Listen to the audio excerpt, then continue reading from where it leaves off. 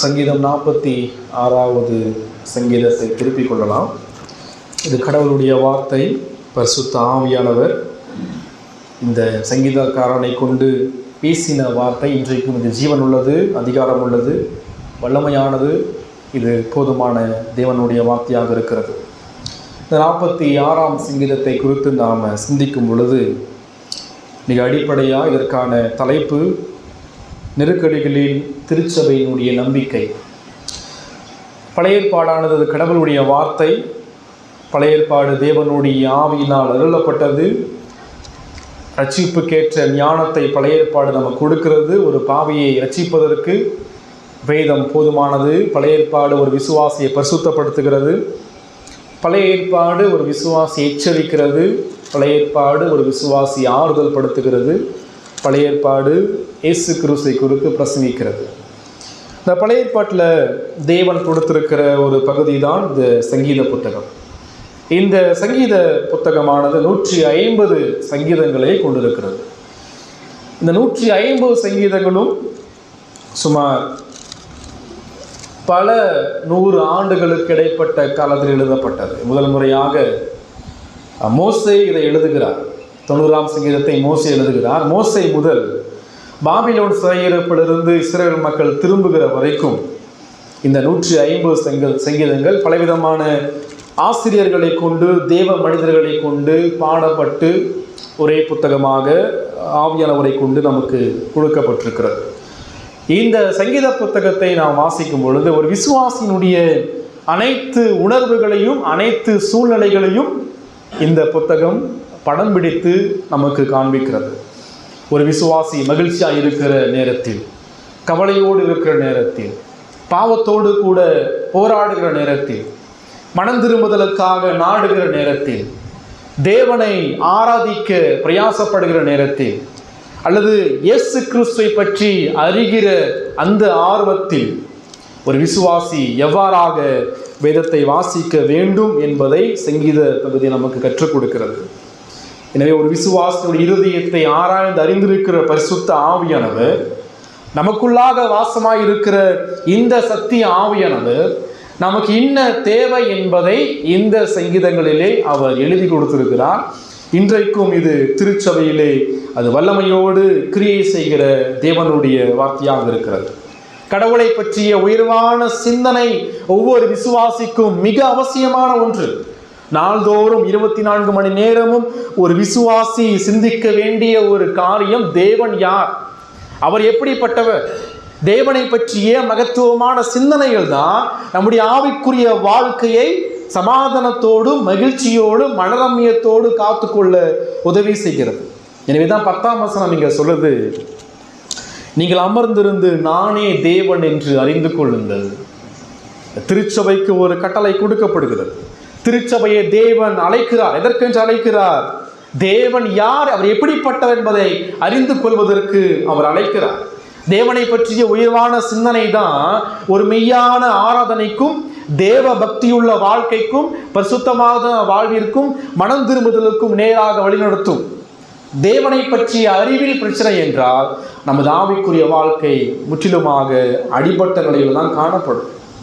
இது 46ஆம் சங்கீதத்தை படிக்கும் பொழுது இங்கே நாம் வாசிக்கிறோம். அலமோத்தில் வாசிக்க கோராகின் முத்திரையில் உள்ள ராக தலைவனுக்கு ஒப்புவிக்கப்பட்ட பாட்டு என்று வாசிக்கிறோம். யார் இந்த கோராக புத்திரர்? இந்த கோராக புத்திரரை குறித்து நாம் சிந்திக்கும் பொழுது இவர்கள் லேவி கோத்திரத்தார். இவர்கள் லேவி கோத்திரத்திலே பிறந்த மனிதர்கள். இவர்கள் லேவி கோத்திரத்திலே பிறந்த கோகாத்தினுடைய வம்சத்தினுடைய பிள்ளைகள். கோகாத் கோத்திரம் என்பது உடன்படிக்கை பெட்டியை சுமந்து செல்லக்கூடிய பணியை பெற்றவர்கள். அதாவது அவர்கள் அந்த கோகாத் புத்திரர்கள் உடன்படிக்கை பெட்டியை சுமந்து கொண்டு போகணும். அந்த வேலையை தேவன் இந்த கோகாத் கோத்திரத்துக்கு அவர் கொடுத்தார். இந்த கோகாத் கோத்திரத்தில் பிறந்த நபர்கள் தான் கோராக புத்திரர். இந்த கோராக புத்திரர் தேவனுடைய கூடாரத்திலும் தேவனுடைய ஆலயத்திலும் பணிவிடை செய்யக்கூடிய நபர்கள். இந்த கோராக புத்திர குறித்து நம்ம மிக பிரதானமாக என்னாகும் 16ஆம் அதிகாரத்தில் படிக்கும் பொழுது, தாத்தான் அபிராமோடு இவர்கள் இணைந்து மோசேயும் ஆரோனையும் எதிர்க்கிறார்கள். இந்த கோராகும் தாத்தானும் அபிராமும் இணைந்து மோசேயோடும் ஆரோனோடும் எதிர்த்து நிற்கிறார்கள். அப்ப தேவன் சொல்றார், தேவன் பூமியை பிளந்து இந்த கோராகையும் தாத்தானையும் அபிராமையும் உயிரோடு விழுங்க செய்தார். அதை என்னாகும் 16 படிக்கிறோம். காரணம், தேவனுடைய கோபாக்கின அங்கு வெளிப்படுகிறது. இந்த கோராகு புத்தகத்தை குறித்து இன்னொரு மிக முக்கியமான விஷயம் என்னன்னு சொன்னா, என்னாகும் 26:11 படிக்கும் பொழுது, ஆனாலும் கோராகு புத்திரனுடைய பிள்ளைகளை தேவன் சாகடிக்கவில்லை என்று அங்கு வாசிக்கிறோம். என்னதான் அந்த கோராகு அவர்கள் தாத்தானோடும் அபிராமோடும் சேர்ந்து தேவனுடைய மனுஷனுக்கு எதிராக நிற்கும் பொழுது கடவுள் உயிரோடு சாகடித்தாரோ, ஆனா கோராகு புத்திரரை தேவன் முற்றிலுமா அழிக்கல. காரணம் என்ன? தேவனுடைய கிருபை. தேவன் நினைச்சிருந்தாருன்னு சொன்னா தாத்தான் அபிராமோடு சேர்ந்து கோராகு வம்சத்துல ஒருத்தனும் இல்லாதபடிக்கு உயிரோடு சமாதி செஞ்சிருக்க முடியும். ஆனா கோராக சாகடிச்ச கடவுள் கோராகுடைய புத்திரர் மீது கிருபையோடு காணப்பட்டார். ஏன்னு சொன்னா அவர்கள் ஒரு சில சங்கீதங்களை பாட வேண்டும் என்பதற்காக. இங்கதான் நம்ம தேவனுடைய சர்வ இறையாண்மையுள்ள ரட்சிப்பில் கிருபையை பார்க்கிறோம். அந்த கோராகு புத்திரர் கூட தேவனுடைய கிருபையை பெற்றுக்கொள்ள தகுதியற்றவர்கள். அவர்களும் பாவிகள், அவர்களும் பூமியிலே உயிரோடு விழுங்குவதற்கு பாத்திரவான்கள். ஆனால் தேவன் கிருபையாய் மனம் திரும்புவதற்கும் ரட்சிக்கப்படுவதற்கும் வாய்ப்பை அந்த கோராகு பிள்ளைகளுக்கு கொடுக்கிறார். எனவே தேவன் அவர்களுடைய பிள்ளைகளுக்கு அவருடைய புத்திரருக்கு கிருபையை கொடுத்தபடியினால் இந்த இடத்துல அவர்கள் அநேக சங்கீதங்களை அவர்கள் பாடியிருக்கிறார்கள்.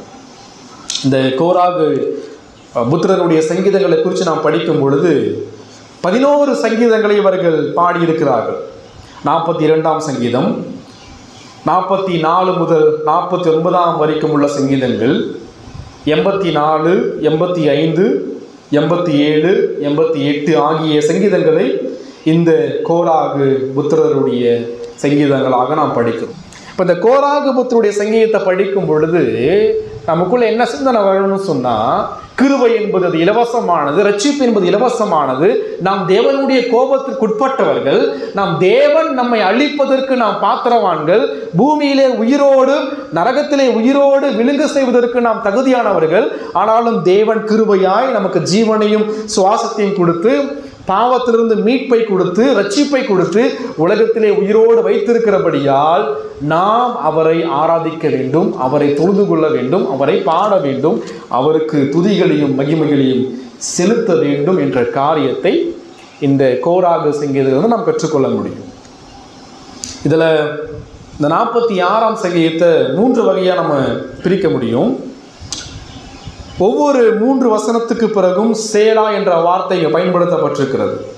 1 முதல் 3ஆம் வசனம் வரைக்கும் பார்க்கும் பொழுது சேலா என்ற வார்த்தை இங்கு முடிவடைகிறது. 4 முதல் 7 வரைக்கும் பார்க்கும் பொழுது அங்கு சேலா என்று முடிவடைகிறது. 8 முதல் 11 வரைக்கும் பார்க்கும் பொழுது சேலா என்று முடிவடைகிறது. சேலா என்றால் என்ன? இந்த சேலா என்ற வார்த்தை முழு வேதாகமத்திலும் சுமார் 74 முறை பயன்படுத்தப்பட்டிருக்கிறது. சங்கீதத்தில் 71 முறையும், ஆபகுக் புத்தகத்தில் 3 முறையும் பயன்படுத்தப்பட்டிருக்கிறது. இந்த சேலா என்ற வார்த்தைக்கான ஒரு தெளிவான விளக்கத்தை நாம் அறிய முடியவில்லை என்றாலும், இந்த சேலா என்ற வார்த்தையானது இது ஒரு பாடலுடைய இலக்கண பதம். அதாவது எங்கெல்லாம் சேலா என்ற வார்த்தை பயன்படுத்தப்பட்டிருக்கோ அங்கெல்லாம் பொறுமையோடு நிதானத்தோடு அதை பாடுங்கள் என்று அர்த்தம். இப்போ 1 முதல் 3 வரைக்கும் இங்கே பாடிட்டு சேலா என்று பயன்படுத்தப்பட்டிருக்கிறது என்றால் என்ன அர்த்தம்னா, இந்த 3 வசனத்தில் சொல்லப்பட்ட பாடல்கள் கடவுளை பற்றி என்ன சொல்கிறது என்பதை மறந்து விடாதிருங்கள் என்று அர்த்தம். அநேக இடத்துல வாசிப்போம், இதோ இதோ என்ற வார்த்தையை படிப்போம். இதோ அப்படின்னு சொன்னால் நில்லுங்கள், பொறுமையோடு நின்று தேவனை பற்றி தியானியுங்கள், கவனியுங்கள் என்ற அர்த்தம். அதே பதம் தான் இந்த சேலாவுக்கு பயன்படுத்தப்பட்டிருக்கிறது. சேலா என்பது பொறுமையோடு நிதானித்து சிந்தித்து நாம் யாரை பாடுகிறோம் என்று உணர்ந்து பாடுங்கள் என்று அர்த்தம். எனவே இந்த 46ஆம் சங்கீதம் 3 வகையாக பிரிக்கப்படுகிறது. முதலாவது 1 முதல் 3 வரைக்கும் பார்க்கும் பொழுது திருச்சபையினுடைய அடைக்கலம், திருச்சபையினுடைய அடைக்கலம் யார் என்பதை குறித்து பேசுகிறார். 4ஆம் வசனம் முதல் 7ஆம் வசனம் வரைக்கும் நாம் சிந்திக்கும் பொழுது திருச்சபையினுடைய மகிழ்ச்சி, சபையினுடைய மகிழ்ச்சி யார் என்பதை குறித்து பேசுகிறார். அதே போல் 8ஆம் வசனம் முதல் 11ஆம் வசனம் வரைக்கும் பார்க்கும் பொழுது சபையினுடைய நோக்கம் என்ன என்பதை குறித்து பேசுகிறார். திருச்சபையினுடைய அடைக்கலம், திருச்சபையினுடைய மகிழ்ச்சி, திருச்சபையினுடைய நோக்கம். இங்கே முதல் 3 வசனம் சொல்லுது, தேவன் நமது அடைக்கலமும் பெலனும் ஆபத்து காலத்தில் அனுகூலமான துணையுமானவர் என்று சொல்லப்படுகிறது. இந்த 46ஆம் சங்கீதம் இதனுடைய பின்னணியை குறித்து நாம் பார்க்கும் பொழுது இதனுடைய உறுதியான பின்னணி நாம் அறிய முடியவில்லை என்றாலும் இந்த சங்கீதமானது எருசலேம் நகரத்திலிருந்து எழுதப்பட்ட பாடப்பட்ட ஒரு சங்கீதம்.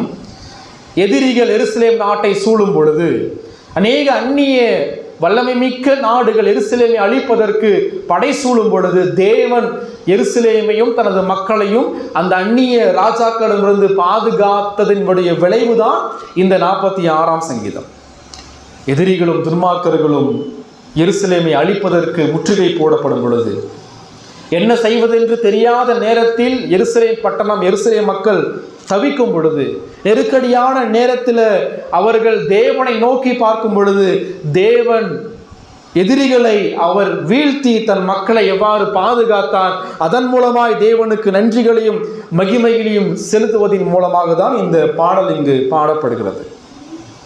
எருசலேம் என்பது தேவனுடைய நகரம். எருசலேம் என்பது அது தேவனுடைய திருச்சபை. திருச்சபை இக்கட்டான சூழ்நிலையில், நெருக்கடியான சூழ்நிலையில், என்ன செய்வதென்று தெரியாத நேரத்தில் சபை செய்ய வேண்டிய காரியம் என்ன, சபையினுடைய நம்பிக்கை என்ன என்பதை குறித்து தான் இந்த சங்கீதம் நமக்கு கூறுகிறது. இங்கே 3 வார்த்தை பயன்படுத்தப்பட்டிருக்கிறது. ஒன்று அடைக்கலம், 2வது பெலன், 3வது துணை. அடைக்கலம், பெலன், துணை. இப்போ இந்த அடைக்கலம், பெலன், துணையை குறித்து நாம் சிந்திக்கும் பொழுது அதற்கு முன்பாக இங்கே சொல்லப்படுது ஆபத்து காலத்தில் அனுகூலமான துணையுமானவர். ஏன் அடைக்கலம் தேவை, ஏன் பெலன் தேவை, ஏன் நமக்கு துணை தேவை என்றால் அங்கு ஆபத்து இருக்கிறது என்ற அர்த்தம். இப்போ அடைக்கலம் என்பது என்ன? அடைக்கலம் என்பது அடைக்கலத்திற்கு வெளியே இருக்கிற நபர்கள் ஆபத்தில் இருக்கிறார்கள் என்ற அர்த்தம். பெலன் என்பது அந்த ஆபத்தில் காணப்படுகிற மக்களுக்கு பெலன் ஏதும் இல்லை என்ற அர்த்தம். துணை என்பது அந்த ஆபத்தில் காணப்படுகிற மக்களுக்கு துணை செய்வதற்கு யாரும் இல்லை என்ற அர்த்தம். முதலாவது, கடவுள் உங்களுக்கு அடைக்கலமும் பெலனும் துணையுமாக இருக்கிறார் என்பதை அறிய வேண்டும் என்றால் அதற்கு முன்பாக நீங்கள் அறிந்து கொள்ள வேண்டிய விஷயம், நீங்கள் ஆபத்திற்குள்ளாக இருக்கிறீர்கள். ரட்சிக்கப்பட்ட விசுவாசியாக இருந்தாலும் சரி, ரட்சிக்கப்படாத விசுவாசியாக இருந்தாலும் சரி, ஒவ்வொரு ஆபத்தில் நாம் காணப்படுகிறோம். ரட்சிக்கப்படாத அவிசுவாசியை குறித்து நாம் படிக்கும் பொழுது மனம் திரும்பாத, கடவுளை அறியாத, இயேசுவுக்கு வெளியே வாழக்கூடிய ஒவ்வொரு மனிதனுடைய ஆபத்தை குறித்து நாம் படிக்கும் பொழுது அவர்கள் மிக பயங்கரமான ஆபத்திற்குள்ளாக வாழ்ந்து கொண்டிருக்கிறார்கள். என்ன ஆபத்து? கிறிஸ்துவுக்கு வெளியே வாழ்ந்து கொண்டிருக்கிற ஒவ்வொரு மனிதனும் அவர்கள் தேவ கோபத்திற்கீழாக இருந்து கொண்டிருக்கிறார்கள். கிறிஸ்துவுக்கு வெளியே இருக்கக்கூடிய ஒவ்வொரு பாவியான மனிதனும் நரகத்தை நோக்கி சென்று கொண்டிருக்கிறார்கள். கிறிஸ்துவுக்கு வெளியே இருக்கக்கூடிய ஒவ்வொரு மனம் திரும்பாத துன்மார்க்கரும் அவர்கள் பாவத்திற்கு அடிமையாக நித்திய தேவனுடைய உக்கிரத்திற்கீழாக வாழ்ந்து கொண்டிருக்கிறார்கள். கிறிஸ்துவுக்கு வெளியே வாழ்ந்து கொண்டிருக்கிற ஒவ்வொரு பாவியான மனிதனுடைய தலையின் மீது இந்த நொடி கத்தி தொங்கிக் கொண்டிருக்கிறது. தேவன் தன்னுடைய பட்டயத்தை கருக்காக்கி கொண்டிருக்கிறார். தேவன் தன் அம்பை நாணேற்றி ஆயத்தமாக இருக்கிறார். தேவன் நீதியுள்ள நியாயாதிபதி, அவர் நாள்தோறும் பாவிகள் மீது சினம் கொள்ளுகிற தேவனாய் இருக்கிறார் என்று வேதம் சொல்கிறது. ஒரு மனம் திரும்பாத, ரட்சிக்கப்படாத, கிறிஸ்துவுக்கு வெளியே உள்ள ஒரு பாவியான மனிதனுடைய ஆபத்தான நிலை, தேவன் அவர்கள் மீது கோபம் உள்ள தேவனாக இருக்கிறார். அடைக்கலம் என்ற வார்த்தை குறித்து நாம் சிந்திக்கும் பொழுது ஒரு ஆபத்தில் காணப்படக்கூடிய மனிதன் ஓடி தஞ்சம் அடையக்கூடிய ஒரு பட்டணத்தை இது குறிப்பிடுகிறது. அதாவது யோசுவா 20ஆம் அதிகாரத்தை நாம் வாசிக்கும் பொழுது, யோசுவா 20ஆம் அதிகாரத்தை அங்கே படிக்கும் பொழுது அங்கே நடைபெறக்கூடிய நிகழ்ச்சி என்னன்னு சொன்னால், கைப்பிசகா ஒருத்தனை கொலை பண்ணிட்டான்னு சொன்னால், அதாவது தெரியாமல் ஒருத்தனை கொலை பண்ணிட்டான்னு சொன்னால், உதாரணமாக கோடாரி வெட்டும்போது கோடாரி கலண்டு இன்னொருத்தர் மீது விழுந்து அவன் செத்து போயிட்டான் அப்படின்னு சொன்னால், செத்து போனவனுடைய உறவினர் கொலை பண்ணின இவனை நோக்கி துரத்தி கொண்டு ஓடுவார்கள் மீண்டும் இவரை கொலை செய்வதற்கு. இப்போ அந்த தெரியாமல் கொலை பண்ணின நபர் என்ன செய்யணும்னு சொன்னால், தேவன் 6 பட்டணங்களை அங்கே ஏற்படுத்தி கொடுத்தார் இஸ்ரேல் மக்களுக்கு.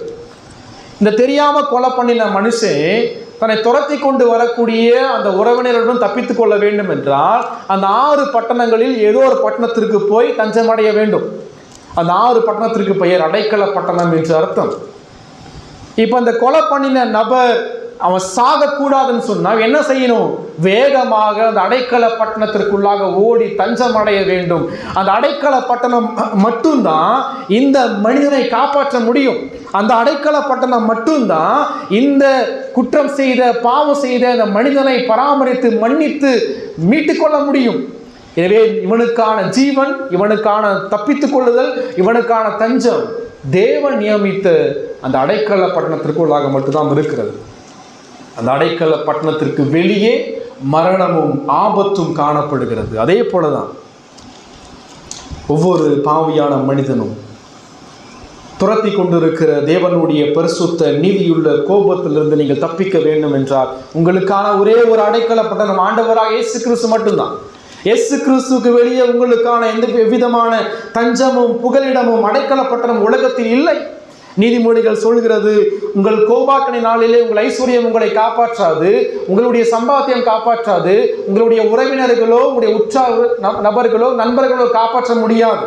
இந்த உலகத்தினுடைய ஒட்டுமொத்த ஆஸ்திகளையும் உடைய இந்த உலகத்தினுடைய முதன்மையான ஐஸ்வர்யவான் பாவிகளாகிய உங்களை தேவனுடைய கோபத்தில் தப்பிக்க முடியாது. இந்த உலகத்தினுடைய வல்லமை மிக்க நாடினுடைய ராஜாக்கள், அதிபர்கள், முதலமைச்சர்கள் அனைவரும் சேர்ந்து வந்து உங்களை காப்பாற்றினாலும் தேவனுடைய கோபத்திலிருந்து ஒரு பாவி கூட தப்பிக்க முடியாது. எனவே ஒரு பாவி தப்பிக்க வேண்டும் என்றால் உலகத்தில் ஒரே ஒரு இடம், ஆண்டவராக இயேசு கிறிஸ்து என்கிற அடைக்கல பட்டணம்.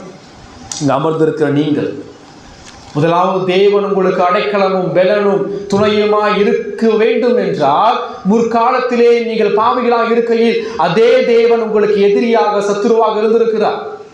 வேதம் மிக தெளிவாக சொல்கிறது, நாம் முற்காலத்திலே தேவனுக்கு சத்துருக்களாக இருக்கையில். நல்ல கவனிங்க, தேவன் உங்களுக்கு எவ்வாறு அடைக்கலமாக இருக்க முடியும்? தேவன் உங்களுக்கு எவ்வாறு பெலனும் துணையுமாக இருக்க முடியும்? பாவிகளுக்கு தேவன் எவ்வாறு அடைக்கலமாக இருக்க முடியும்? ஒருபோதும் முடியாது. காரணம், அவர் பரிசுத்தம் உள்ள கடவுளாக இருக்கிறார். இப்ப எந்த தேவன் உங்களுக்கு எதிரியாக சத்துருவா இருந்தாரோ இப்பொழுது அதே தேவன் உங்களுக்கு அடைக்கலமும் பெலனும் துணையுமாக இருக்கிறார். எவ்வாறு? பரிசுத்தமும் நீதியும் உள்ள தேவன் உங்களுக்கு அடைக்கலமும் துணையும் பெலனுமாய் இருக்க வேண்டும் என்றால் அவரது குமாரனாக இயேசு கிறிஸ்துவுடைய கல்வாரி சிலுவை மரணம் இல்லாமல் உங்களுக்கான அடைக்கலமும் பெலனும் துணையும் இல்லை. எந்த நபரால் இதை பாட முடியும்? எந்த நபரால் தேவன் எனக்கு அடைக்கலமும் துணையும் பெலனுமா இருக்கிறார் என்று பாட முடியும்? பாவிகளால பாட முடியாது. ரட்சிக்கப்படாத அவிசுவாசியால பாட முடியாது. அமர்ந்திருக்கிற நீங்கள் ஒருவேளை நீங்க ரட்சிக்கப்படலைன்னு சொன்னா, உங்கள் ஆத்துமா மீட்கப்படலைன்னு சொன்னா, உங்களுக்குள்ள ஆவியானவர் வாசமா இல்லைன்னு சொன்னா, நீங்க உண்மையாலுமே கிறிஸ்து சிலுவையிலே சிந்திய இரத்தத்திலே மூழ்கி மன்னிப்பை பெற்றுக்கொள்ளாமல் இருப்பீர்கள் என்றால் தேவன் உங்களுக்கு அடைக்கலம் துணையும் பெலனுமாக இப்பொழுது இல்லை. அந்த தேவன் இப்பொழுது உங்களுக்கு எதிரியாக சத்துருவாக இருக்கிறார். மனம் திரும்பின விசுவாசியால் மாத்திரம்தான் இந்த பாடலை பாட முடியும். மெய்யார் ரட்சிக்கப்பட்ட சபையோடு இணைக்கப்பட்ட சபையோடு இணைந்து கடவுளை ஆராதிக்கிற விசுவாசிகள் மாத்திரம்தான் தேவன் எனது அடைக்கலமும் பெலனும் துணையும் என்று விசுவாசத்தோடு மகிழ்ச்சியோடு பாட முடியும். ஆகையால் என்றால் தேவன் உங்களுக்கு அடைக்கலமும் பெலனும் துணையுமா இருக்கிறபடியால் பயப்படும் என்று சொல்லப்படுகிறது. பூமி நிலை மாறினாலும், மலைகள் நடு சமுத்திரத்தில் சாய்ந்து போனாலும், அதன் ஜலங்கள் கொந்தளித்து பொங்கியதின் பெருக்கினால் பர்வதங்கள் அதிர்ந்தாலும் நாம் பயப்படும். இப்போ யாரால் பயப்படாமல் இருக்க முடியும்? இப்படிப்பட்ட சூழ்நிலையிலே வாழக்கூடிய ஒரு பலவீனமான ஒரு விசுவாசிகளாகி நீங்களும் நானும் நம்முடைய வாழ்க்கையிலே பயப்படாமல் வாழ முடியுமா? மெய்யாக நமது வாழ்க்கையில் அநேக பயங்கள் ஏற்படுகிறது. அநேக கவலைகளும் நெருக்கடிகளும் பயங்களும் சோர்வுகளும் வாழ்க்கையை தாக்குகிறது. என்ன காரணம்னு சொன்னால், தேவனுக்கு நீங்கள் பயப்படலைன்னா மற்ற எல்லாவற்றுக்கும் நீங்கள் பயப்படுவீர்கள். நம்மிடம் இருக்க வேண்டிய ஒரே ஒரு பயம், அது தேவ பயம் மட்டும்தான். தேவனுக்கு பயப்படாத ஒரு மனிதன் அவன் மனிதனுக்கு பயப்படுவான். உலகத்திற்கும் இந்த உலகத்தினுடைய சூழ்நிலைகளுக்கும் ஆபத்துகளுக்கும் பயப்படுவான். தேவனுக்கு பயப்படுகிற மனிதன் ஒன்றுக்கும் அவன் பயப்பட மாட்டான். காரணம் அவனுக்கு தெரியும், கடவுள் எப்படிப்பட்ட கடவுள், எனக்கு அடைக்கலமாக துணையாக உதவியாக இருக்கக்கூடிய என்னுடைய பிதாவாகிய தேவன் அவர் படைத்தவர் என்பது தெரியும். அவர் பராமரிக்கிறவர், எல்லாவற்றின் மீதும் சர்வறியாமை உள்ள தேவன் என்பது அவங்களுக்கு தெரியும். நல்ல கவனிங்க, பூமி நிலை மாறும், ஆனால் பூமியை படைத்த கடவுள் ஒருபோதும் நிலை மாறுவதில்லை. மலைகள் சமுத்திரத்திலே சாய்ந்து போகும், ஆனால் மலைகளையும் சமுத்திரத்தையும் படைத்த தேவன் ஒருபோதும் சாய்ந்து போவதில்லை. சமுத்திரத்தினுடைய ஜலங்கள் கொந்தளிக்கும், ஆனால் தேவன் ஒருபோதும் அவர் கொந்தளிப்பதில்லை. பர்வதங்கள் அதிரும், அது தேவன் ஒருபோதும் அதிர்வதில்லை. பூமி அதிர்வதினால் நீங்கள் பயப்படுகிறீர்களா? ஜலங்கள் கொந்தளிப்பதினாலும் பர்வதங்கள் அதிர்வதினாலும் நீங்கள் பயப்படுகிறீர்களா? ஒவ்வொரு விசுவாசி அதற்கு பயப்படக்கூடாது. காரணம், பூமியை அதிர செய்யக்கூடிய கடவுள் ஒருவர் இருக்கிறார் என்ற விசுவாசம் உங்களுக்கு இருக்கணும். பூமி அதிர்ச்சி ஏற்படுதுன்னு சொன்னா பூமியை அதிர செய்யக்கூடிய கடவுள் ஒருவர் இருக்கிறார் என்ற சிந்தனை உங்களுக்கு வரணும். சமுத்திரம் கொந்தளிக்கிறதுன்னு சொன்னா சமுத்திரத்தை குலுக்கக்கூடிய, சமுத்திரத்தை கொந்தளிக்க செய்யக்கூடிய கடவுள் நம்மோடு கூட இருக்கிறார் என்ற சிந்தனை வரணும். அதாவது எப்பவுமே சூழ்நிலையை பார்த்து கடவுளை தீர்மானிக்க கூடாது. நமது சூழ்நிலைகளையும் ஆபத்துகளையும் துன்பங்களையும் வியாதிகளையும் பார்த்து தேவனை தீர்மானிக்க கூடாது. தேவனுக்கு கீழாகதான் எல்லா சூழ்நிலைகளையும் வச்சு நம்ம தீர்மானிக்க முடியும். இவை அனைத்தும் தேவனுடைய சிங்காசனத்திற்கு கீழாக இருக்கிறது. பர்வதங்கள் அதிரலாம், ஆனால் தேவனுடைய சிங்காசனம் ஒருபோதும் அதிராது. 103 சங்கீதம் 19 சொல்லுது, கர்த்தர் தம சிங்காசனத்தை வானங்களில் ஸ்தாபித்திருக்கிறார்னு சொன்னா அந்த சிங்காசனம் பரலோகத்திலே மிக உறுதியாக ஸ்தாபிக்கப்பட்டிருக்கு. அதாவது ஒருபோதும் அசையாது. பூமி அதிர்ந்தாலும், சமுத்திரம் குலுங்கினாலும், பர்வதங்கள் அதிர்ந்தாலும் நடுங்கினாலும், பரலோகத்தில் வாசமாயிருக்கிற தேவனும் அவருடைய சிங்காசனமும் ஒருபோதும் அதிராது. பரலோகத்தில் எவ்விதமான குழப்பமும் கிடையாது. பரலோகத்தில் எவ்விதமான போர்களும் இல்லை. பரலோகத்தில் எவ்விதமான சந்தேகங்களும் சண்டைகளும் இல்லை. என்ன செய்வதென்று தெரியாத நேரத்திலே அடைக்கலமும் பலனும் உதவியுமாயிருக்கிற உங்கள் பிதாவாகிய தேவனை நீங்கள் நோக்கி பாருங்கள். உங்களது சூழ்நிலைகளை வைத்து தேவனுடைய ஆளுகையை மதிப்பிடாதிருங்கள். தேவனை வைத்து உங்கள் சூழ்நிலைகளை நீங்கள் மதிப்பிடுங்கள். திருச்சபைக்கு எதிராக பலவிதமான அதிர்வுகளும் கொந்தளிப்புகளும் அதிகரிக்கலாம். கள்ள உபதேசங்கள் பெருகலாம், கள்ள போதகர்கள் பெருகலாம். ஆனாலும் தேவனுடைய வார்த்தை இன்றைக்கும் அது வல்லமையானது. ஒருவேளை சபைக்கான உபத்திரவங்கள் அதிகரிக்கலாம், சபைக்கான அநேக பாடுகள் அதிகரிக்கலாம். சபையை இன்னும் இயேசு கிறிஸ்து கட்டி கொண்டே இருக்கிறார். திருச்சபையிலே மக்களை சேர்ப்பதன் மூலமாக மாத்திரமல்ல, சபையை விட்டு மனம் திரும்பாத மக்களை நீக்குவதன் மூலமாகவும் கிறிஸ்து தன் சபையை அவர் கட்டி கொண்டே இருக்கிறார். சபையினுடைய நிலைமையை வைத்து கிறிஸ்து சபையை மறந்துவிட்டார் என்று தீர்மானிக்க முடியாது. இயேசு எல்லா சூழ்நிலையிலும் தனது சரீரமாகிய சபையை அவர் கட்டிக்கொண்டே இருக்கிறார். இந்த உலக சூழ்நிலைகளையும் துன்பங்களையும் வைத்து நீங்கள் தேவனை பார்க்காதிருங்கள். தேவனை வைத்து உங்கள் சூழ்நிலைகளை நீங்கள் பாருங்கள். 2வது சொல்றாரு, 4ஆம் வசனம் முதல் 7ஆம் வசனம் வரைக்கும் திருச்சபையினுடைய மகிழ்ச்சி. ஒரு நதியுண்டு, அது நீர்க்கால்கள் தேவனுடைய நகரத்தையும் உன்னதமானவர் வாசம் பண்ணும் பரிசுத்த ஸ்தலத்தையும் சந்தோஷிப்பிக்கும். தேவன் அதன் நடுவில் இருக்கிறார், அது அசையாது. அதிகாலையிலே தேவன் அதற்கு சகாயம் பண்ணுவார். இங்கே 2வது சபையினுடைய நம்பிக்கை, அது சபைக்கான மகிழ்ச்சி என்னன்னு சொன்னால் சொல்றாரு, பரிசுத்த ஸ்தலத்தையும் சந்தோஷிப்பிக்கும். சபைக்கான 2 வார்த்தைகள் பயன்படுத்தப்பட்டிருக்கு. சபை என்பது தேவனுடைய நகரம், சிட்டி ஆஃப் காட், தேவனுடைய நகரம். 2வது சபை என்பது உன்னதமானவர் வாசம் பண்ணும் பரிசுத்த ஸ்தலம். இப்போ திருச்சபையை சந்தோஷிப்பது யார்? தேவன் அதன் நடுவில் இருக்கிறார். திருச்சபைக்கான மகிழ்ச்சி தேவன் நம்மோடு கூட இருக்கிறார் என்ற சிந்தனை, விசுவாசம். 5ஆம் வசனம் சொல்கிறது, தேவன் அதன் நடுவில் இருக்கிறார். இதன் நடுவில், சபையின் நடுவில்.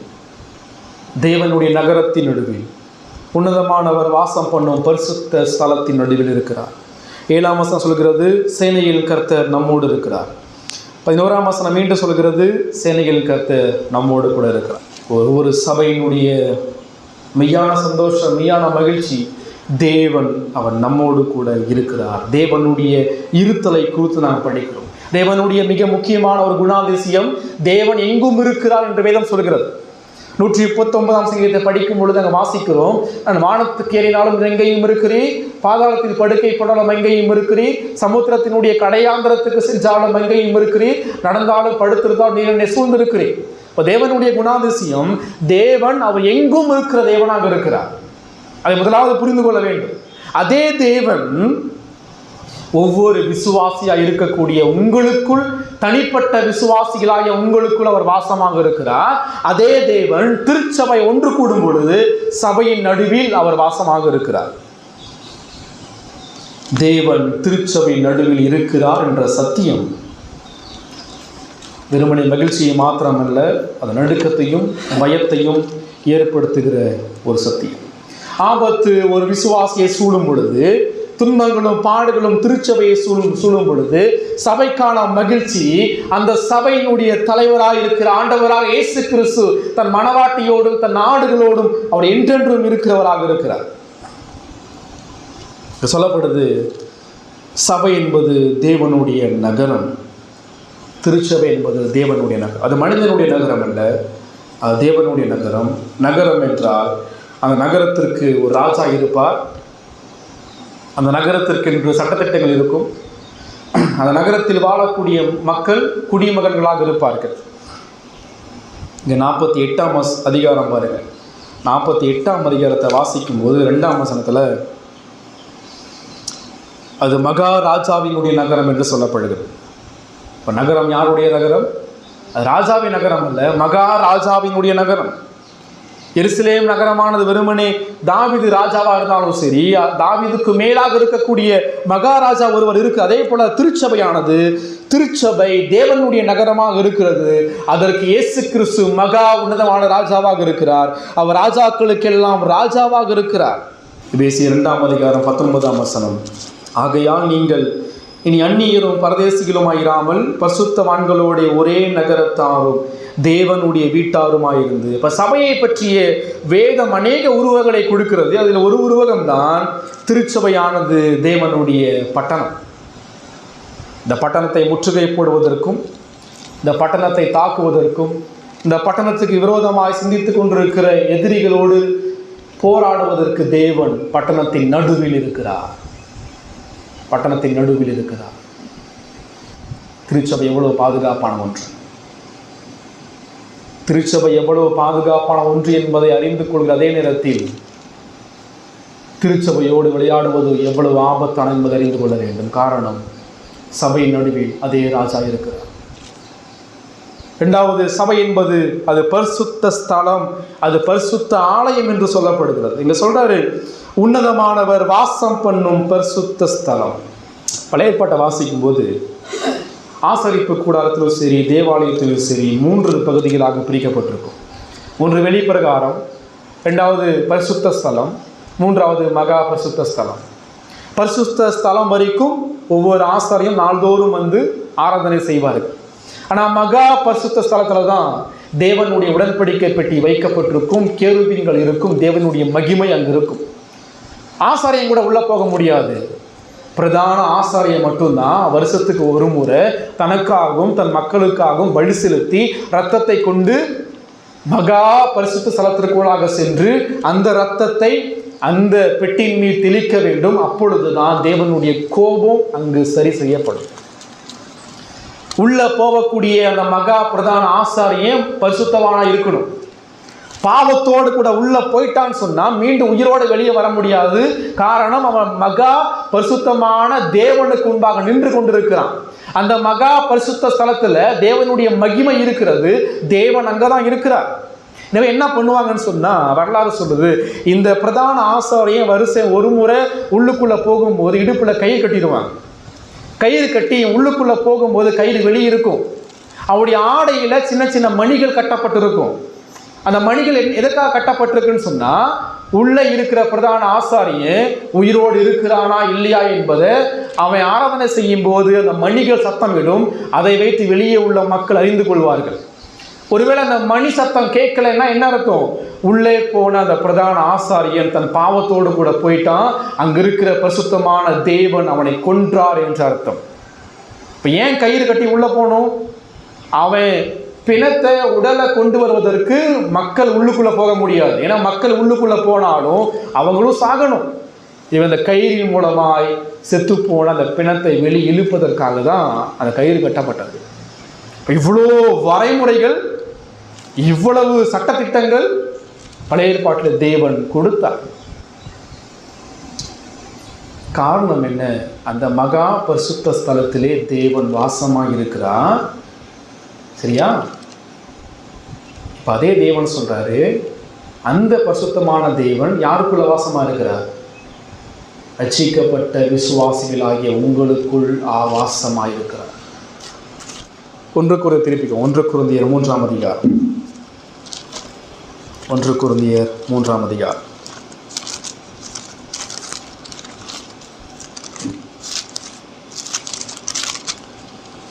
16ஆம் வசனம். நீங்கள் தேவனுடைய ஆலயமாய் இருக்கிறீர்கள் என்றும் தேவனுடைய ஆவி உங்களில் வாசமாய் இருக்கிறது என்றும் அறியாதிருக்கிறீர்களா? 1 கொரிந்தியர் 6ஆம் அதிகாரம் 19ஆம் வசனம் பாருங்கள். உங்கள் சரீரமானது நீங்கள் தேவனாலே பெற்றும் உங்களில் தங்கியும் இருக்கிற பரிசுத்த ஆவியினுடைய ஆலயமாய் இருக்கிறது என்றும் நீங்கள் உங்களுடையவர்கள் அல்லவென்றும் அறியீர்களா? அந்த பிரதான ஆசாரியன் ஒரு பாவத்தோடு கூட உள்ள போனாலும் செத்து போயிடுவான். ஆனால் இன்னைக்கும் நீங்களும் நானும் எவ்வாறு உயிரோடு இருக்கிறோம்?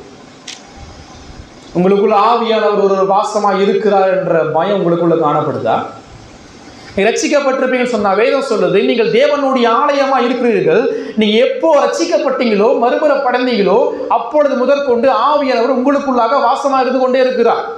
நீங்க சாப்பிட்டாலும், தூங்கினாலும், நடந்தாலும், வெளியே போனாலும், பிரயாணம் பண்ணாலும், தூரதேசத்துக்கு போய் வேலை செஞ்சாலும், பாவம் செஞ்சாலும், என்ன பண்ணாலும் உங்களுக்குள்ள ஆவியானவர் இருந்து கொண்டே இருக்கிறார். நீங்கள் செய்கிற ஒவ்வொரு காரியத்தையும் உள்ளுக்குள்ள இருந்து பார்த்து கொண்டே இருக்கிறார்.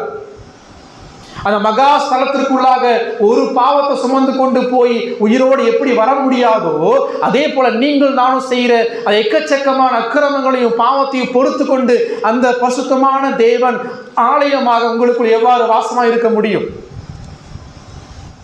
இன்னும் நீங்க ஏன் சாகவில்லை என்பதற்கான பதிலை தான் வேதம் சொல்லுது.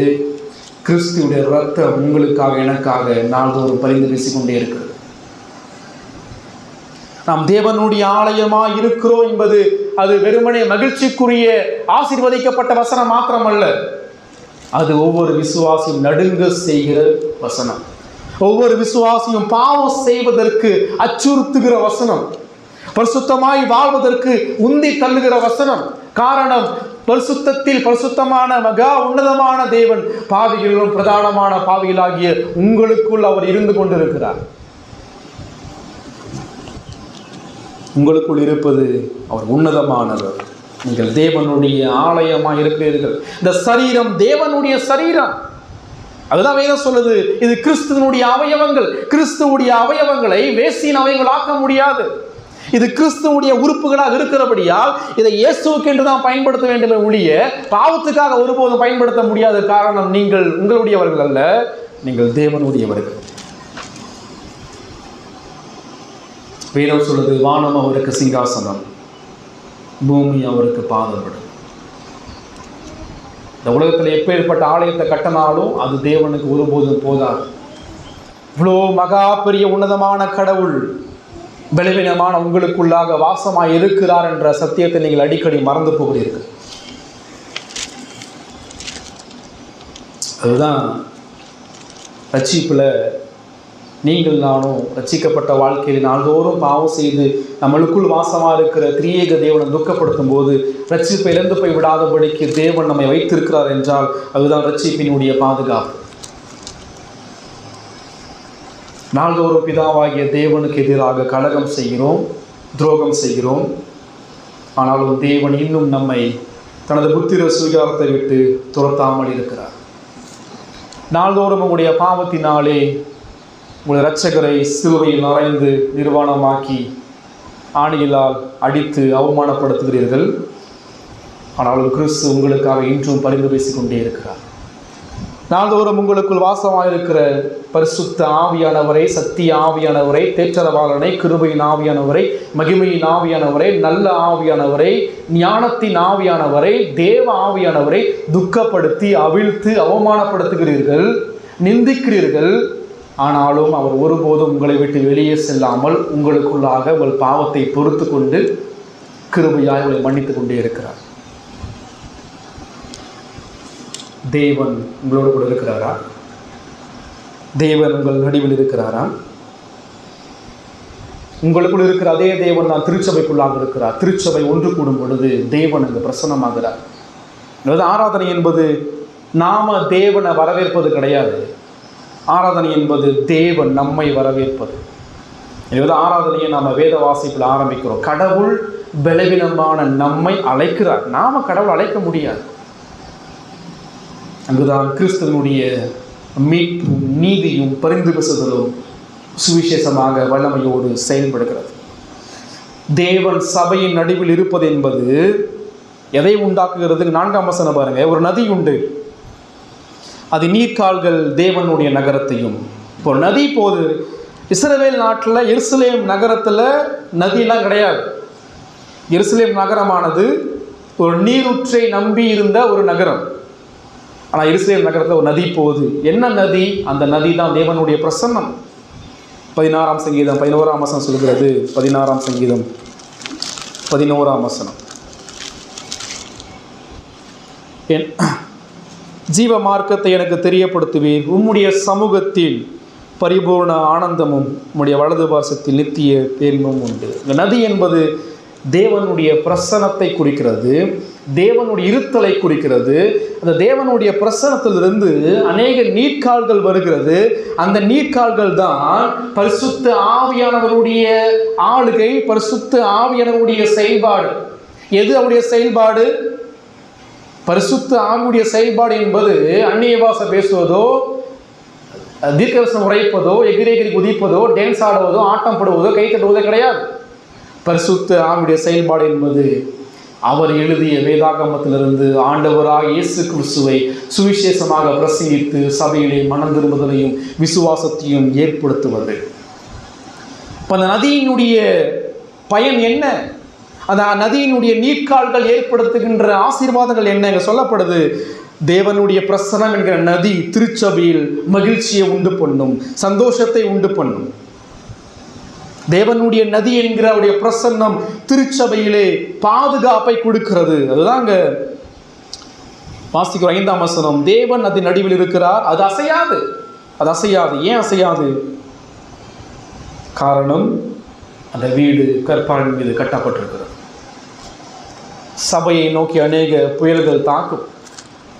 திருச்சபையை அநேக வெள்ளங்களும் சுனாமிகளும் பூமி அதிர்ச்சிகளும் அந்த திருச்சபையை உடைப்பதற்கு அதிகமாய் தீவிரப்படுத்தும். ஆனால் வேதம் சொல்லுது அது அசையாது. அது ஒருபோது அசையாது. ஏன் அசையாது? தேவன் அதன் நடுவில் இருக்கிறார். அந்த சபை அசைக்கணும்னு சொன்னா முதல்ல யாரை அசைக்கணும்? கடவுளை அசைக்கணும். அந்த சபையை வீழ்த்தணும், சபையை அழிக்கணும்னு சொன்னா முதல்ல அந்த சபை நடுவில் இருக்கிற சபையின் தேவனை, சபையின் தலைவரை வீழ்த்தின பிறகுதான் சபையை அழிக்க முடியும். மனவாட்டியை அழிக்கணும்னு சொன்னா, மனைவியை அழிக்கணும்னு சொன்னா முதல்ல கணவனை கொலை செய்யணும். மந்தைகளை அழிக்கணும்னா முதல்ல மெய்ப்பனை கொலை செய்யணும். அதுதான் சபையில். ஆனால் ஒருபோது சாத்தியம் இல்லை.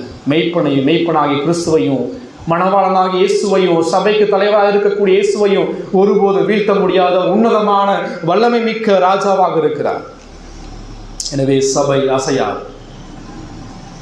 ஏன்னா அது கிறிஸ்து என்கிற, கிறிஸ்துவினுடைய வார்த்தை என்கிற கண்மலையாகிய அஸ்திபரத்தின் மீது கட்டப்பட்டிருக்கிறது. அதே போல தேவனுடைய பிரசன்னத்தினுடைய ஆசீர்வாதம் 5ஆம் வசனம் சொல்றாரு, அதிகாலையிலே தேவன் அதற்கு சகாயம் பண்ணுவார். கடவுள் அதை பராமரிக்கிறார். தேவன் சபையை பராமரிக்கிறார். உங்களை தேவன் பராமரிக்கிறார். உங்களை தேவன் பாதுகாக்கிறார். இதுதான் மகிழ்ச்சி. ஒரு விசுவாசிய மகிழ்ச்சி என்ன அப்படின்னு சொன்னால், தேவன் உங்களை பாதுகாக்கிறார், பராமரிக்கிறார். நீங்கள் நானும் சுகத்தோடு வந்து உட்கார்ந்து கடவுளை ஆராதிக்கணும்னா கடவுள் கொடுத்த சுகம்தான். போக்கில் வரத்தில் அவர் பாதுகாக்கணும், நல்ல ஆகாரத்தை அவர் கொடுக்கணும், நல்ல சுகபலன் அவர் கொடுக்கணும், நடப்பதற்கு தேவையான பலன கால்களுக்கு அவர் கொடுக்கணும், கண் பார்வையை கொடுக்கணும். கண் பார்வை போச்சுன்னு சொன்னால் அவ்வளோ எதுவும் பண்ண முடியாது. இங்கேருந்து உங்கள் வீட்டுக்கு நீங்கள் போக முடியாது. கண் பார்வை போச்சுன்னு சொன்னால் அந்த கண் பார்வையை தேவன் தான் கொடுத்து கொண்டு இருக்கிறார். பேசணும் அப்படின்னா வாயில வார்த்தைகளை கடவுள் கொடுக்கிறார். இதெல்லாம் என்ன? கடவுள் உங்களை பராமரித்து கொண்டே இருக்கிறார். கடவுள் உங்களுக்கு சகாயம் பண்ணி கொண்டே இருக்கிறார். திருச்சபையை அவர் போஷித்து காப்பாற்றுகிறார். அதுதான் எபேசியர் 5ஆம் அதிகாரத்தில் படிக்கும் பொழுது நாங்கள் வாசிக்கிறோம். எபேசியர் 5ஆம் அதிகாரம் 29ஆம் வசனத்தில், கர்த்தர் சபையை போஷித்து காப்பாற்றுகிறார். கர்த்தர் சபையை போஷித்து காப்பாற்றுகிறார். கர்த்தர் தன் வார்த்தையின் மூலமாய் சபையை போஷித்து காப்பாற்றுகிறார். பொருளாதாரத்தின் மூலமாகவும் இந்த உலகத்தினுடைய பராமரிப்பின் மூலமாகவும் தேவன் தம்முடைய மக்களை அவர் பராமரிக்கிறார். இந்த நதியானது அந்த தேவனுடைய நகரத்திற்குள்ளாக இருக்கும் என்றால், தேவனுடைய பிரசன்னம், தேவனுடைய இருத்தல் உங்களுக்குள்ளாக இருக்கும் என்றால், அதனுடைய வாழ்க்கையிலே மகிழ்ச்சியையும் பாதுகாப்பையும் பராமரிப்பையும் அது கொண்டு வருகிறது. தேவன் உங்களுக்குள்ளாகவும் உங்கள் சபைக்குள்ளாகவும் இருப்பதற்கான அடையாளம் மெய்யான ஆராதனையும் பயபக்தியுள்ள ஆராதனையும் மாத்திரம்தான். ஆழமான மனம் திரும்புதல் அங்கு காணப்படும். தேவ பயம் அங்கு காணப்படும். சரியா? கிறிஸ்துவினுடைய வல்லமை, கிறிஸ்துவுடைய மகிமை அங்கு பிரசங்கிக்கப்பட்டு இயேசு கிறிஸ்து உயர்த்தப்படுவார். தேவன் சபையின் நடுவில் இருப்பதினால் அவர் சபையை கவனித்துக் கொண்டே இருக்கிறார். கடவுள் இருக்கிறார் என்பது தெரியுமா உங்களுக்கு?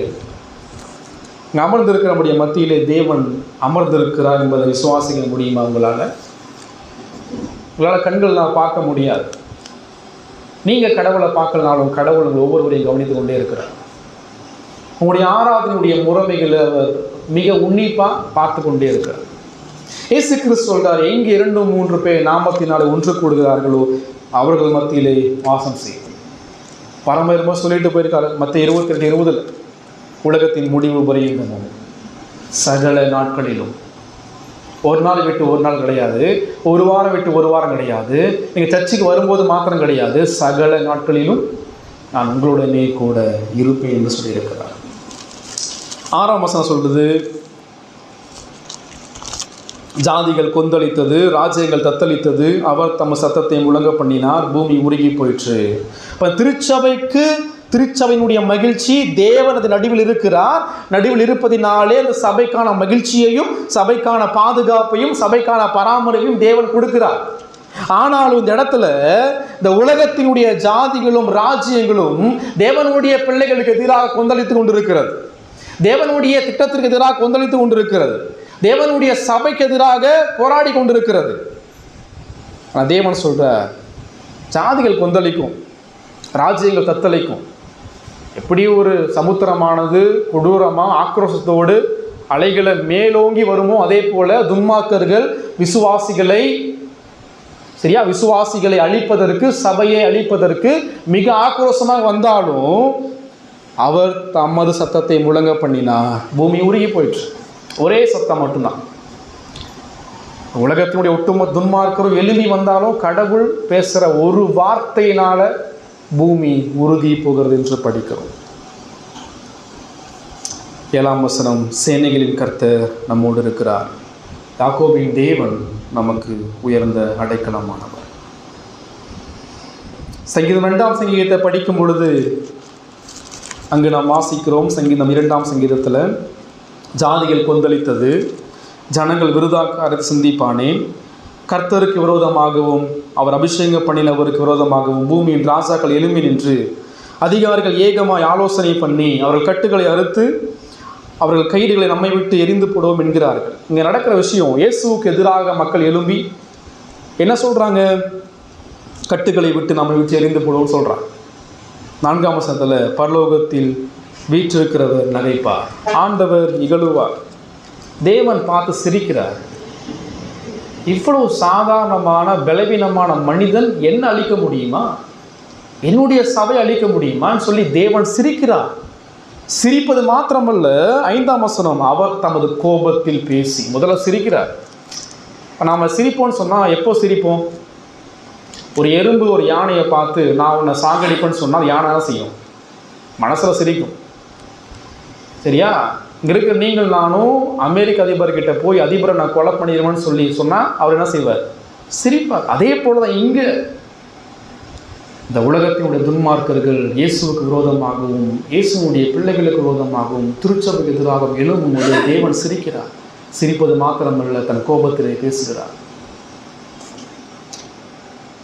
7ஆம் வசனம் சொல்லுது, சபையின் நடுவில் சபையோடு இருக்கக்கூடிய தேவன் யார் என்றால் அவர் சேனைகளுடைய கர்த்தர். சேனைகள் என்றால் என்ன அர்த்தம்? சேனைகள் என்பது அது பல ஆயிரக்கணக்கான மில்லியன் கணக்கான தூதர்களையும் சேவகர்களையும் கொண்ட ஒரு படை என்ற அர்த்தம். இங்கே சேனைகள் என்றால் தூதர்களை குறிக்கிறது, பரலோகத்தினுடைய படைப்புகளை குறிக்கிறது. எத்தனை பேர் இருப்பாங்க சேனைகள்? எண்ணிக்கை கிடையாதுங்க. ஆனால் அப்படிப்பட்ட சேனைகளுடைய கர்த்தர் தான் தன் சபையினுடைய மத்தியிலே அவர் காணப்படுறார். ஏசாயா 36, 37ஆம் அதிகாரத்தை படிக்கும்போது எசேக்கியா ராஜாவை அசிரிய கூட்டம் சூழும் பொழுது அங்கே எசேக்கியா ராஜா ஜெபம் பண்ணுறார். என்ன ஜெபம் பண்ணுறான்னு சொன்னால், ஆண்டவரே காப்பாற்றுங்கன்னு சொல்லி ஜெபம் பண்ணுறார். இப்போ தேவன் ஒரு ராத்திரியிலே ஒரே தூதன் அனுப்புகிறார். அந்த ஒரே தூதன், ஒரு தூதன் 1,86,000 அசிரியர்களை கொன்று போட்டான். எத்தனை பேர்? ஒரே ஒரு தூதன் மட்டும்தான். ஒரு தூதன் ஒரத்தே 1,86,000 அசிரியர்களை கொன்று போட்டான்னு சொன்னால் ஒட்டுமொத்த தூதர்களுடைய வல்லமை எப்படி இருக்கும்? அவர்களை காட்டிலும் அவர்களுடைய அதிபராக இருக்கக்கூடிய, தலைவராக இருக்கக்கூடிய, கடவுளாக இருக்கக்கூடிய தேவனுடைய வல்லமை எவ்வளோ அதிகமாக இருக்கும். சரியா? இங்கே தான் நம்ம சிந்திக்கிறோம். தேவனுடைய நகரமாகிய, தேவனுடைய பரிசுத்த ஸ்தலமாக இருக்கக்கூடிய திருச்சபையோடு விளையாடுவதில் ஜாக்கிரதையாக இருக்கு. தேவனுடைய நகரமும் பரிசுத்த ஸ்தலமாக இருக்கக்கூடிய சபையில் அக்கறை இல்லாமல் அசகைத்தனத்தோடு இருப்பதில் எச்சரிக்கையாக இருங்கள். ஒருவேளை நீங்கள் ரட்சிக்கப்படவில்லை என்றால், நீங்கள் சபையை மிக மோசமான நிலையிலே பார்க்கிறீர்கள் என்றால், நீங்கள் சபைக்கு எதிராக செயல்பட்டு கொண்டிருப்பீர்கள் என்றால்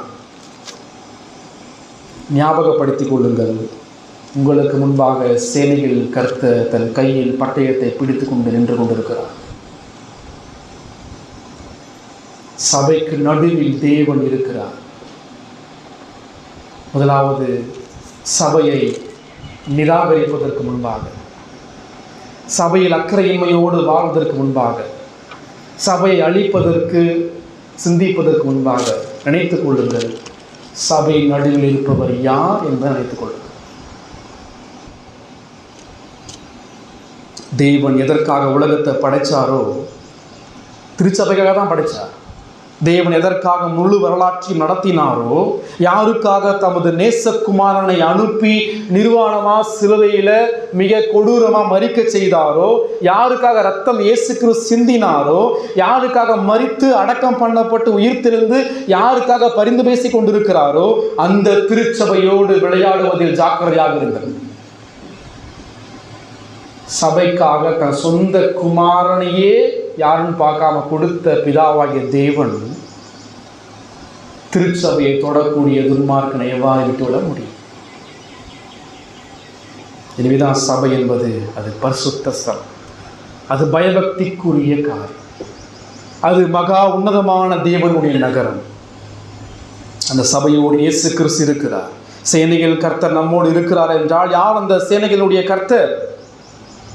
மத்தேயு 1:23 சொல்கிறது, அவள் ஒரு குமாரனை பெறுவாள், அவருக்கு இம்மானுவேல் என்று பெயரிடுவார்களாக. ஏனெனில் இம்மானுவேல் என்றால் தேவன் நம்மோடு கூட இருக்கிறார் என்ற அர்த்தம். அந்த சேனைகளுடைய கர்த்தர் அவர் ராஜாதி ராஜா, அவர் கர்த்தாதி கர்த்தர், அவர் தேவகுமாரன், அவரே வழியும் சத்தியம் ஜீவனமாய் இருக்கிறார். நித்தியமான தேவகுமாரன், அவர் பரிசுத்தமான தேவகுமாரன், அவர் ஆதியிலே வார்த்தையாக இருந்தவர், அவர் படைத்தவர், பராமரிக்கிறவர், அவருக்குள் சகல நிலை இருக்கிறது, அவர் எல்லாவற்றையும் பாதுகாக்கிற ராஜா, அவர் பிரதான ஆசாரியர், அவர் தீர்க்கதரிசி. யார் அந்த சேனைகளுடைய கர்த்தர்? அவர் ஆண்டவராக இயேசு கிறிஸ்து. அவர் மகிமையினுடைய ராஜா. அந்த மகிமையினுடைய ராஜா தன் சபை நடுவில் இருக்கிறார்.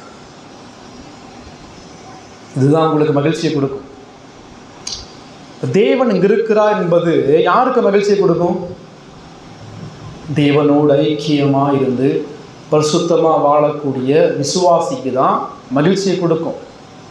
யாருக்கு பயத்தை கொடுக்கும்? அவிசுவாசிக்கும் மனம் திரும்பாத நபருக்கும் கடவுள் இங்கு இருக்கிறார் என்ற சத்தியம் பயத்தையும் நடுக்கத்தையும் கொடுக்கும். சபையினுடைய மகிழ்ச்சி சபையின் பிதாவும் சபையின் இரட்சகருமாகிய இயேசு கிறிஸ்து சபை நடுவில் இருக்கிறார். உங்களோடு கூட அவர் இருக்கிறார். மூன்றாவது நோக்கம், மூன்றாவது காரியம் 8ஆம் வசனம் முதல் 11ஆம் வசனம் வரைக்கும் படிக்கும் பொழுது திருச்சபையினுடைய நோக்கத்தை குறித்து இங்கே பேசுகிறார். சபை என்ன செய்யணும் என்பதை குறித்து பேசுகிறார். பூமியிலே பால் கடிப்புகளை நடப்பிக்கிற கர்த்தருடைய செய்கைகளை வந்து பாருங்கள். 10ஆம் வசனம் பாருங்கள். நீங்கள் அமர்ந்திருந்து நானே தேவன் என்று அறிந்து கொள்ளுங்கள். இப்போ திருச்சபைக்கான அடைக்கலம் பிதாவாகிய தேவன், எனவே பயப்படக்கூடாது. திருச்சபைக்கான மகிழ்ச்சி, தேவன் திரியேக தேவன் சபையோடு இருக்கிறார், சபை நடுவில் இருக்கிறார். எனவே எந்த எதிரிகளாலும் ஒருபோதும் திருச்சபை அழிக்க முடியாது. அதே போல சபையினுடைய நோக்கம், நெருக்கடியான நேரத்தில் சபையுடைய நோக்கம் தேவன் யார் என்பதை அறிவது. கர்த்தருடைய செய்கையை வந்து பாருங்கள். கடவுளுடைய சர்வ இறையாண்மையுள்ள கரத்தின் செயல்பாடுகளை கவனித்து பாருங்கள். ஏன் தேவனை அறிவது மிக முக்கியமான காரியம். நெருக்கடியான நேரத்திலே திருச்சபை கடவுள் யார் என்பது அறிந்தால் மட்டும்தான் தேவன் மீது நம்பிக்கை கொண்டு ஆறுதலோடும் சமாதானத்தோடு வாழ முடியும். சங்கீதம் 9:10ஆம் வசனம். கர்த்தாவே, உம்மை தேடுகிறவர்களை நீர் கைவிடுகிறதில்லை, ஆதலால் உமது நாமத்தை அறிந்தவர்கள் உம்மை நம்பியிருப்பார்கள். தேவனுடைய நாமத்தை அறிந்தவர்கள் தேவனை நம்பியிருப்பார்கள். 91ஆம் சங்கீதம் 14ஆம் வசனம். அவனின் நாமத்தை அறிந்திருக்கிறபடியா அவனை விடுவிப்பேன். தேவனை அறிந்திருக்கிறீர்களா? இந்த உலகத்தில் செயல்பட்டு கொண்டிருக்கிற தேவனுடைய வல்லமையான இறையாண்மையுள்ள கரத்தின் செயல்களை பார்த்து அறிந்து தேவனை ஆராதிக்கிறீர்களா? 8ஆம் வசனம் 9ஆம் வசனம் சொல்லுகிறது, அவர் பூமியின் கடைமுனை மட்டும் யுத்தங்களை ஓய பண்ணுகிறார், வில்லை ஒடித்து ஈட்டியை முறிக்கிறார், ரதங்களை நெருப்பினால் சுட்டெரிக்கிறார். கடவுள் எப்படிப்பட்ட கடவுள்? அவர் சர்வ ராஜரியம் உள்ள கடவுள். இங்கே சொல்லப்படுது, பூமியிலே பால் கடிப்புகளை அவர் நடப்பிக்கிறார். பால் கடிப்புகள் சொன்னால் அழிவுகள்னு அர்த்தம், போர்கள் என்ற அர்த்தம், இயற்கை சீற்றங்கள் என்ற அர்த்தம். இவை யார் நடப்பிப்பது? தேவன் நடப்பிக்கிறார். காரணம், அவர் படைத்தவர், அவர் ஆளுகை உள்ளவர். 9ஆம் வசனம் சொல்லுகிறது, பூமி முழுவதுமாக போரை அவர் ஓய பண்ணுகிறார், ஈட்டி அவர் முறிக்கிறார். உலகத்தின் ஒட்டுமொத்த துன்மார்க்க ராஜாக்களின் எளிமை நின்றாலும் கூட தனது ஒரு நிமிட வல்லமையினால் அவர்களை அவர் அழிப்பதற்கு போதுமான தேவன். நீங்கள் அமர்ந்திருந்து நானே தேவன் என்று அறிந்து கொள்ளுங்கள். ஜாதிகளுக்குள்ளே உயர்ந்திருப்பேன், பூமியிலே உயர்ந்திருப்பேன். தேவன் சர்வ இறையாண்மையோடு முழு பூமியையும் அவர் நடத்தி கொண்டிருக்கிறார். கடவுளுடைய சர்வ ஆளுகைய நாட்டின் மீது இங்கே பார்க்க முடியும். எங்கேயோ நடைபெறக்கூடிய போர் இன்னைக்கு உங்கள் வீட்டில் சாப்பாடு செய்ய முடியாத சூழ்நிலை, எங்கேயோ நடக்கிற போர் இன்றைக்கு உங்களுடைய வீட்டில் பொருளாதார நெருக்கடி ஏற்படுத்துது. எப்படி சாத்தியம்? இது என்ன சொல்லுதுன்னு சொன்னால், கடவுள் இங்கே மாத்திரமல்ல, அங்கே மாத்திரமல்ல, எல்லா இடத்திலும் அவர் ஒருவரே தேவன், எல்லாம் அவருடைய கட்டுப்பாட்டுக்குள் இருக்கிறது என்ற அர்த்தம். அவர் நாடுகளை ஆளுகிறார், ராஜாக்களை ஆளுகிறார், அவர் போர்களையும் யுத்தங்களையும் அவர் அனுமதிக்கிறார். நிறுத்துவதற்கு அவர் வல்லமையான கடவுள். அதே தேவன் ரட்சிப்பிலும் சர்வறியாமையுள்ள தேவனாக இருக்கிறார். வெறுமனே ஒரு குறிப்பிட்ட இடத்தில் மாத்திரம் தேவன் ஆளுகையுள்ளவர் அல்ல. இந்த 3 முறை பூமி என்ற வார்த்தை பயன்படுத்தப்பட்டிருக்கிறது. பூமி முழுவதுமாக தேவன் நிறைந்திருக்கிறார். பூமி முழுவதுமாக அவருடைய கட்டுப்பாட்டுக்குள் காணப்படுகிறது. இன்றைக்கு ஈரான் நாட்டிலே போர் சென்று கொண்டிருக்கிறது. இது ஒரு நிகழ்ச்சி. ஏதோ ஒரு மூலையிலே ஒரு சிலந்தி வலையை கட்டி கொண்டிருக்கிறது. இது ஒரு நிகழ்ச்சி. அது மிகப்பெரிய நிகழ்ச்சி. போரானது, சிலந்தை வலையை கட்டுவது ஒரு சிறிய அற்பமான நிகழ்ச்சி. இது ரெண்டும் தேவனுடைய கட்டுப்பாட்டுக்குள் இருக்கிறது. ரெண்டையும் தேவன் தான் ஆளுகை செய்வார். ஏன்? 10ஆம் வசனம் சொல்கிறது, ஜாதிகளுக்குள்ளே உயர்ந்திருப்பேன், பூமியிலே உயர்ந்திருப்பேன். For his glory. அவருடைய மகிமைக்காக அவர் நடப்பிக்கிறார். அவருடைய மகிமைக்காக யுத்தங்களை அனுமதிக்கிறார், யுத்தங்களை ஓய பண்ணுகிறார். அவருடைய மகிமைக்காக துன்மார்க்கனை ஏற்படுத்துகிறார். தேவன் நினைத்தால் இந்த உலகத்தில் அனைத்து துன்மார்க்கரையும் ஒரு நொடியில் அழிக்க முடியும். தேவன் நினைச்சாருன்னு சொன்னார். ஒரு தூதை 1,85,000 பேரை சாகடிக்கிறான்னு சொன்னால் கடவுள் நினைக்கும் பொழுது இந்த உலகத்தில் இந்த நொடி துன்மார்க்கனையும் பாவியை நிர்மூலமாக்குவதற்கு அவர் வல்லமையுள்ள கடவுள். ஆனால் ஏன் தேவன் இன்னும் துன்மார்க்கரை உலகத்தில் வைத்திருக்கிறார்? ஏன் இன்னும் சத்தியத்தை அறிந்தும் மனம் திரும்பாத இறுதிய கடினமுள்ள பாவிகளை வைத்திருக்கிறார்? இன்னும் ஏன் சபையை அழிப்பதற்கு தேவன் அவர்களை அனுமதிக்கிறார்? காரணம், அவர்களுக்கும் மனம் திரும்ப கடவுள் வாய்ப்பு கொடுக்கிறார். துன்மார்க்கரும் மனம் திரும்பும்படியாக தனது பொதுவான கிருபையின் மூலமாய் வாய்ப்பு கொடுக்கிறார். காரணம், அவர்கள் உடைய அழிவின் நாளை, அவருடைய மரண நாளை தேவன் நியமித்திருக்கிறார். உபாகம் 32:35 சொல்கிறது, ஏற்ற காலத்தில் கால் தள்ளாடும். அந்த ஏற்ற காலத்தில் தேவன் நியமித்திருக்கிறபடியால் அது வரைக்கும் துன்மார்க்கரை கடவுள் உலகில் வைத்திருக்கிறார். அவர்களுடைய அழிவின் மூலமாய் தேவன் மகிமைப்படும்படியாக துன்மார்க்கரை இன்றும் உலகத்தில் அவர் வைத்திருக்கிறார். நீதிமொழிகள் 16:4, கர்த்தர் சகலத்தையும் தமக்கென்று படைத்தார், துன்மார்க்கனை தீங்கு நாளுக்காக வைத்திருக்கிறார். அவர் வைத்திருக்கிறார். அவங்க வாழல, தேவன் வச்சிருக்கிறார். தேவன் வச்சிருக்கிறதுனால தான் அவங்க உலகத்தில் வாழ்ந்து கொண்டிருக்கிறார்கள். சரியா? அதே போல் துன்மார்க்கரை ஏன் தேவன் வச்சிருக்கிறார்? துன்மார்க்கர் மூலமாய் தன் சபையை அவர் கட்டுகிறார். துன்மார்க்கர்கள் விசுவாசிகளை உபத்திரப்படுத்துவதன் மூலமாய் விசுவாசிகளை தூய்மைப்படுத்துகிறார், பரிசுத்தப்படுத்துகிறார். அதன் மூலமாய் சபையை அவர் கட்டுகிறார். அதே போல இயேசு 2ஆம் வருகையிலே வந்து முழு துன்மார்க்கரையும் தம்முடைய பாதபடி ஆக்கி போடும் வரைக்கும் கிறிஸ்து காத்து கொண்டிருப்பதினால் பாவிகளையும் துன்மார்க்கரையும் உலகத்தில் தேவன் இன்றைக்கும் வைத்திருக்கிறார். சபை விசுவாசிகளே, உங்கள் நெருக்கடியான நேரத்திலும் உங்கள் உபத்திரவத்தின் மத்தியிலும் நீங்கள் என்ன செய்து கொண்டிருக்கிறீர்கள்? அநேக விசுவாசிகள் நீங்கள் கடவுளை விட்டு பின்வாங்கி போன வாழ்க்கையிலே வாழ்ந்து கொண்டிருக்கிறீர்கள். வேத வாசிப்பு குறைந்து போகிறது, ஜெபம் குறைந்து போகிறது, சபையினுடைய ஆராதனை குறைந்து போகிறது. காரணம், நீங்கள் தேவனை பார்க்காமல் உங்கள் சூழ்நிலையை பார்த்து கொண்டிருக்கிறீர்கள். திறன் கொள்ளுங்கள், தேவன் உங்களுக்கு அடைக்கலமும் பலனும் துணையுமாக இருக்கிறார். உங்களோடு கூட இருப்பவர் அவர் சேனைகளுடைய கர்த்தராக இருக்கிறார். திருச்சபையோடு இருப்பவர், திருச்சபையின் நடுவில் இருப்பவர், திருச்சபையை சூழ்ந்திருப்பவர் அவர் சேனைகளின் கர்த்தராகிய ஆண்டவராக இயேசு கிறிஸ்து. இந்த உலகத்தில் வாழக்கூடிய அனைத்து மனிதனோடும் தேவன் இருக்கிறார். ரட்சிக்கப்பட்டவன் ரட்சிக்கப்படாத யாராக இருந்தாலும் சரி, அனைவரோடும் தேவன் இருக்கிறார். ஆனால் கேள்வி, தேவன் உங்களுக்கு பக்கத்தில் இருக்கிறாரா அல்லது உங்களுக்கு எதிராக நின்று கொண்டிருக்கிறார்? தேவன் உங்கள் பக்கத்தில் இருப்பார் என்றால் அவர் உங்கள் பிதாவாக இருக்கிறார், அவர் உங்கள் அடைக்கலமாக இருக்கிறார்.